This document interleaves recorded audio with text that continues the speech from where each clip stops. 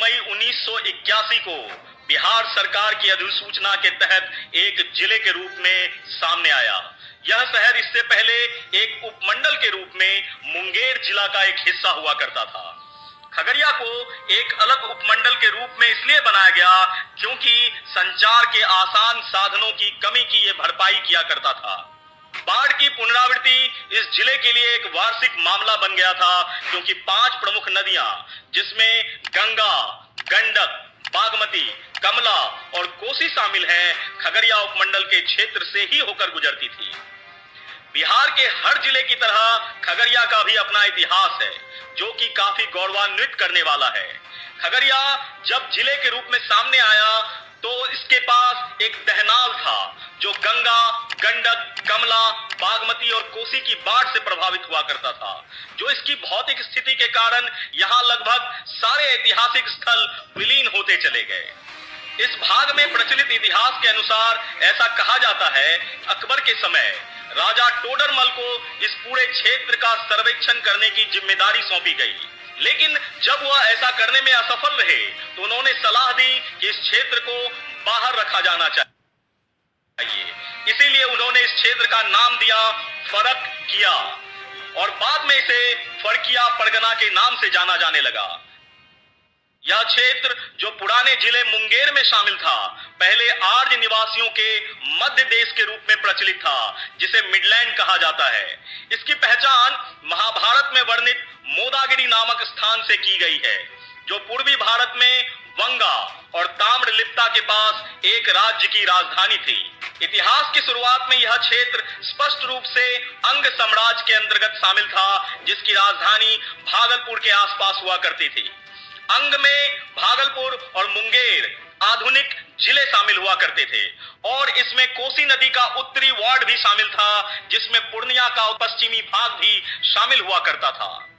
राहुल सांकृत्यायन ने बुद्ध चर्चा में उल्लेख किया है कि गंगा के उत्तर में स्थित क्षेत्र अंगतराव के नाम से जाना जाता था। पुराने मुंगेर जिले का पहला ऐतिहासिक विवरण हुएनत्सांग की यात्राओं में भी मिलता है। उन्होंने 7वीं शताब्दी के पूर्वार्ध के अंत में इसके कुछ हिस्सों का दौरा किया। इसके बाद जिले के इतिहास में एक अंतराल आता है जहां 9वीं शताब्दी में ये पाल राजाओं के अधीन चला गया। पाल काल का इतिहास मुख्यतः शिलालेखों से ज्ञात होता है।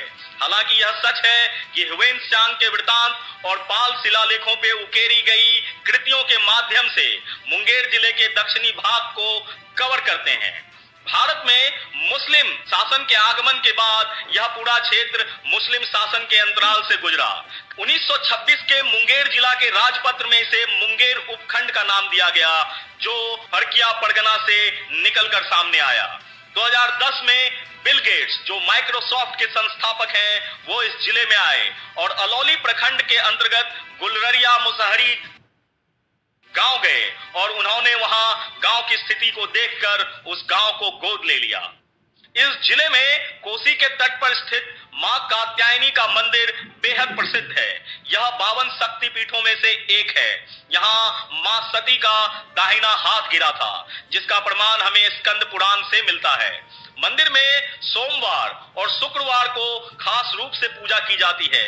यहाँ दूध और दही का चढ़ावा चढ़ाया जाता है। इसके अलावा यहाँ की कुछ प्रमुख स्थलों में से 52 कोठरी 53 द्वार वाला ऐतिहासिक इमारत है, लेकिन ये इमारत सरकार की लापरवाही की वजह से धीरे धीरे विलीन होने के कगार पे पहुंच चुका है। यह स्थान 5 बीघा 5 कट्ठा और 5 धूर की जमीन में फैला हुआ है। 52 कमरा और 53 दरवाजा होने के कारण इसकी खास पहचान है, लेकिन अभी यह स्थान जीर्ण शीर्ण अवस्था में है। स्थानीय लोगों के अनुसार इस इमारत में 51 प्रकार की ईंटों का प्रयोग किया गया था जिसमें माचिस आकार की ईंटें भी शामिल थी। इस महल की सुरंग की भी अपनी पहचान थी जो आज जमींदोज हो चुकी है। इस ऐतिहासिक किलेनुमा महल का निर्माण 17वीं शताब्दी में मध्य प्रदेश के सोलंकी वंश के राजा बैरम सिंह ने किया था। इस इमारत की तुलना जयपुर के हवा महल से भी की जाती है चमत्कारी मंडप के चारों खंभे पर चोट करने पर अलग अलग तरह की मनमोहक आवाज सुनाई देती है, जो अभी भी लोग महसूस कर सकते हैं। महल के प्रांगण में रानी के लिए स्नान करने का तालाब, महल से मंदिर तक जाने के लिए सुरंग, दीवारों पर की गई सुंदर चित्रकारी और अद्वितीय नक्काशी इस महल को भूल भुलैया का आकार देती है। कभी यह इलाका भव्यता, शानो शौकत का प्रतीक हुआ करता था। आज यह 52 कोठरी की हवेली जर्जर होकर अपने भव्य अतीत को याद कर स्याह वर्तमान पर आंसू बहाने को विवश है, जबकि आम और खास सभी की इसमें रुचि है। स्थानीय लोग चाहते हैं कि इस इलाके को संरक्षित किया जाए। इसके अलावा 1910 में स्थापित श्यामलाल नेशनल हाई स्कूल का नाम श्री श्यामलाल जी के नाम पे रखा गया, जिन्होंने इस विद्यालय के लिए जमीन दी थी। विद्यालय के छात्रों और शिक्षकों ने स्वतंत्रता आंदोलन में महत्वपूर्ण योगदान दिया था। आजादी के आंदोलन में यहाँ के अनेक वीर क्रांतिकारियों ने एकजुट होकर रणनीति बनाई और गुप्त स्थान पर रहकर अपने कार्य को अंजाम दिया। 6 जून 1981 को देश की सबसे बड़ी और विश्व की दूसरी सबसे बड़ी रेल दुर्घटना खगड़िया जिले में हुई थी। बिहार में हुआ ये रेल हादसा इतना भयानक था कि इतिहास के पन्नों में उसे भारत के लिए एक काला दिन कहा गया। भारतीय रेल के 170 साल पुराने इतिहास में रेल हादसे के तौर पर इस घटना को काले धब्बे की तरह देखा जाता है, जिसे चाह कर भी नहीं भुलाया जा सकता। मानसी से सहरसा की ओर जा रही थी एक पैसेंजर ट्रेन 416 डाउन बागमती नदी पर बने पुल संख्या 51 से होकर गुजर रही थी, लेकिन अचानक से मौसम का मिजाज बदला।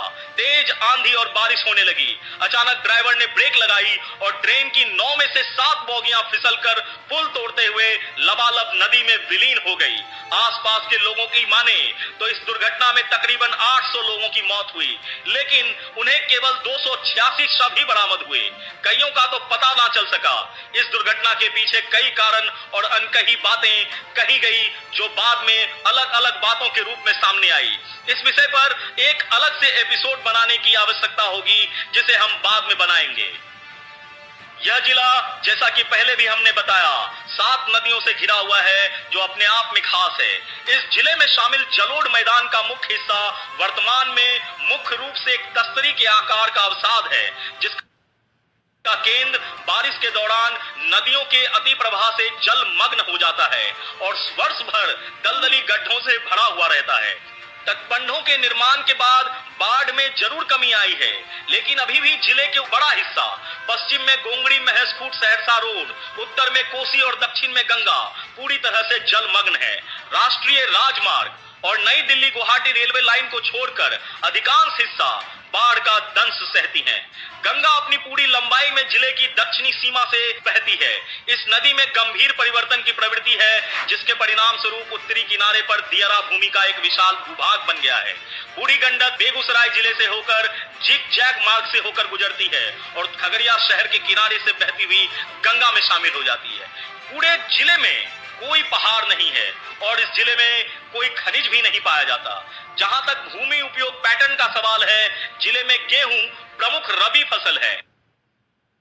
बाढ़ और जल जमाव के कारण जिले के दक्षिणी भाग को छोड़कर धान का उत्पादन बहुत कम है। लगभग पूरे जिले में मक्का प्रचुर मात्रा में उगाया जाता है, जबकि नगदी फसल के रूप में केले की खेती पिछले 2 दशकों में प्रमुखता से बढ़ी है। केले की खेती अधिकतर चौथम, गोगड़ी और परबत्ता प्रखंड में की जाती है।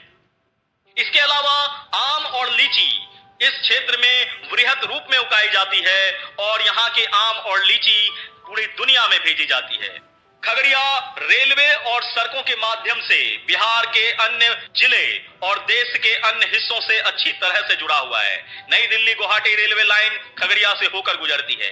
अन्य प्रमुख स्टेशन जैसे कि मानसी, महेशखूट और पसराहा इसी जिले में है।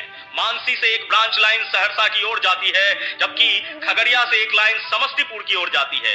ये दोनों शाखा लाइनें अभी मीटर गेज में है। नेशनल हाईवे के अलावा जिले के सड़कों की हालत भी बहुत अच्छी नहीं है। अत्यधिक बारिश और जल जमाव के साथ खराब रखरखाव के कारण सड़कों की अवस्था हमेशा जर्जर ही देखी जाती है।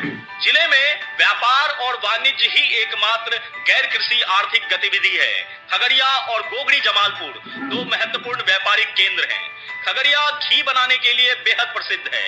इस क्षेत्र में दुधारू मवेशियों की प्रचुरता के कारण दूध और दूध से बने उत्पाद, विशेषकर घी की बिक्री बेहद महत्वपूर्ण है।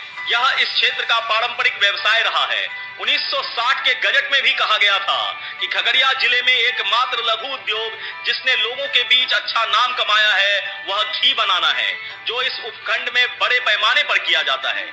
इस जिले की अर्थव्यवस्था में अतिरिक्त पूंजी डालने का यह एक बहुत ही व्यवहारिक साधन हो सकता है और यह विशेष रूप से छोटे और मध्यम किसानों के लिए फायदेमंद भी रहता है। ऐसे ही अनगिनत विशेषताओं से भरा हुआ है यह जिला खगड़िया। आने वाले दिनों में और भी एक जिले की कहानी लेकर उपस्थित होगा। मैं बिहार हूं।